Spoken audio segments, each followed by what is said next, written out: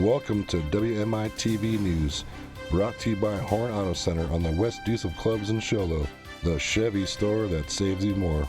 Now from the WMITV newsroom, here's Laura Singleton.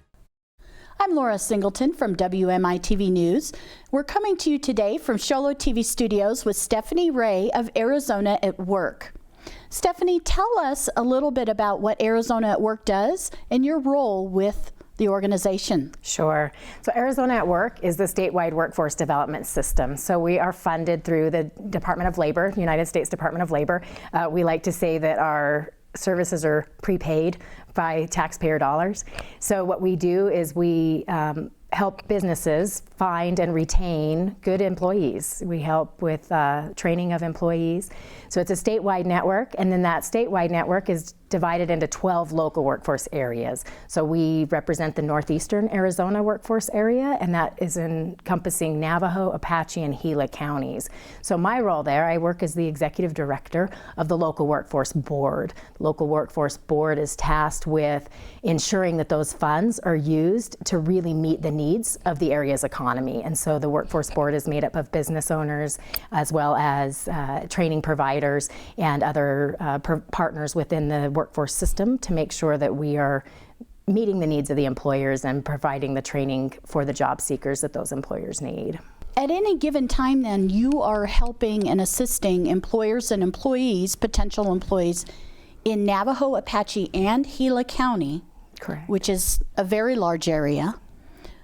Tell me, since things are tough economically right now for all of those areas and things statewide, do you have some recent information or numbers about unemployment, specifically in Navajo County? I do. So right now I've got numbers up through the week of April 4th. I can tell you that before the COVID-19 pandemic, that on average, we were seeing between 20 and 40 new unemployment claims a week. In the last 3 weeks, beginning March 21st, we were seeing, so March 21st, we saw 121 new unemployment claims. March 28th, that week, we saw 391. And the week of April 4th, there were 623 new unemployment claims in Navajo County. As you might expect, those were mostly in the accommodation and food services industry, followed really closely by the retail trade. 121 unemployment claims in a week, and then that changed to, or increased to 391 the next week, and then 623 the following week. So that's a huge increase weekly. We know that's happening statewide. We know that's happening countywide. We know that's happening nationwide. Can you tell me about the CARES Act and how that relates to unemployment?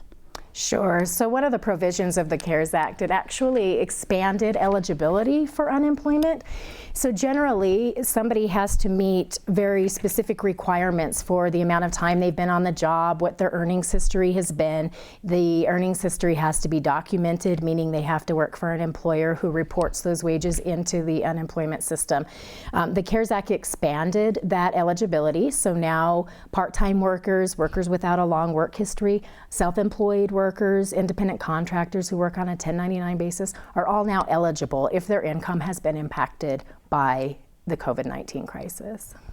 Going forward, if someone is looking for unemployment and they're assuming that they won't qualify, those sorts of things, what's your advice to them? Our advice to people is to apply for unemployment if they have seen a loss of income in the last month and it is directly attributable to the COVID-19 pandemic.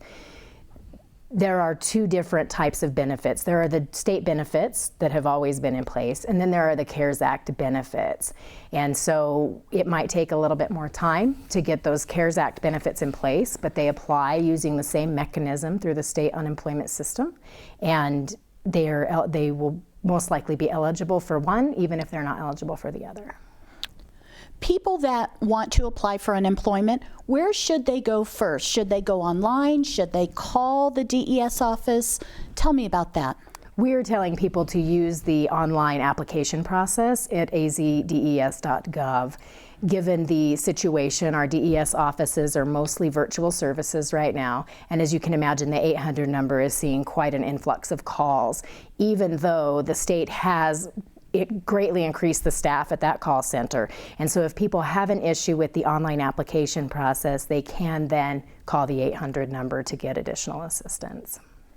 Is there any certain time of day or anything where volume is less or where it's easier to fill out that application? Within a few days of application, the applicant will receive a wage statement and then some follow-up communications. The wage statement is being misinterpreted by some people as a denial letter. Let me explain. So because a normal approval requires a base pay of a certain amount, for those part-time workers and those self-employed workers for which the wage records don't show that minimum pay, the wage statement will actually show that the benefit amount is zero. That is just for the state unemployment. As I mentioned previously, they will most likely qualify for the CARES Act benefit of $600 a week. And so we're telling people, do not fret. They should get some follow-up communication within a few days of that wage statement that indicates that there will be some follow-up processes in order to finalize that approval process. Once someone's approved, is there an average wait time for when they'll get a first check?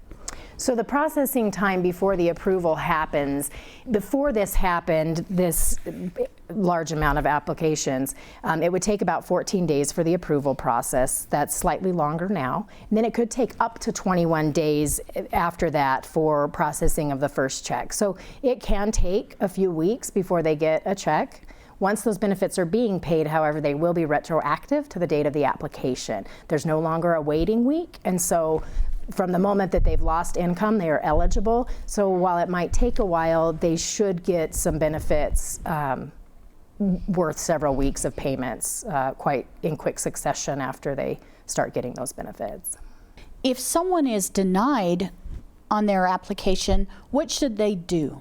There is an appeals process, and again, I would wait for that entire process to happen and the formal denial, and to not that first wage statement, don't assume that that's a denial. Continue through the process, give it a couple of weeks, and then if you do get a final denial of both the state and the CARES Act benefit, then there is an appeals process that will be explained at the time that you receive the denial. You mentioned when we were talking before that there may be some places that are hiring that people hadn't considered or hadn't thought about. So some of the employers that you probably would think are hiring are those places that are really busy right now. Your grocery stores and Walmart, your dollar stores, Tractor Supply, those all have openings right now. Additionally, the college has openings, so Northland Pioneer College, as well as your local and county governments all have some job openings right now. I've seen job postings for school districts and schools throughout the White Mountains. Even though school is closed, teachers are still they're working, they're active, they're helping students, they're doing assignments.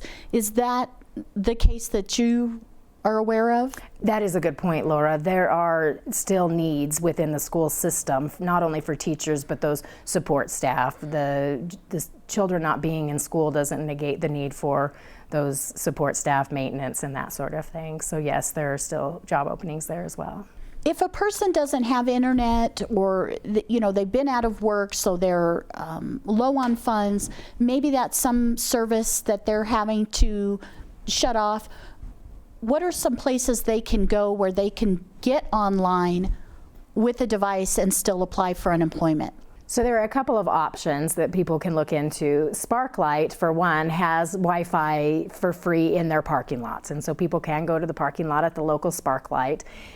In a similar manner, a lot of your fast food restaurants, your local restaurants have Wi-Fi outside, so people can pull up, stay in their cars, and be able to access the internet on their devices. As an alternative, the Show Low Library has laptops as well as Wi-Fi jetpacks that can be checked out to patrons. And so if somebody has a library card, they can check out that equipment that they need to still be able to fill out those online job applications. Is there any other advice, Stephanie, that you have for the community with regard to unemployment or Arizona at Work? I would recommend, whether you're a business, whether you're an employee that's been laid off, we do have services right now that we can help you with. We have put together a business response team that is busy pulling together the information on all the resources available for businesses. If you have a question, if you are looking at ways to pull in additional funding right now, if you maybe have been creative about the ways that you're changing how your business runs in order to stay operational right now, and you've decided that that means that your employees need training, we have programs available that can help you retrain your employees to meet your new needs. And so for businesses, we would recommend, we've set up a helpline, if you will. It's an email address, employerhelp@navajocountyaz.gov. If you're a job seeker, if you've been laid off of work, maybe you look at this as an opportunity. You don't know what's next for you, but maybe you want to do some career exploration. Talk to a career counselor. You can get that help as well. And so for that, you can contact Sue Hilgart, who's our operations manager with one of our long-term programs, and her email address is susan.hilgart@navajocountyaz.gov.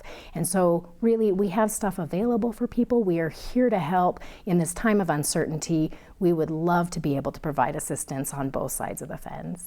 So thank you very much again for being here, and we hope you have a good day from WMITV News and Sholo TV Studios. Thank you, Stephanie. Thank you, Laura. Thank you for watching. I'm Laura Singleton.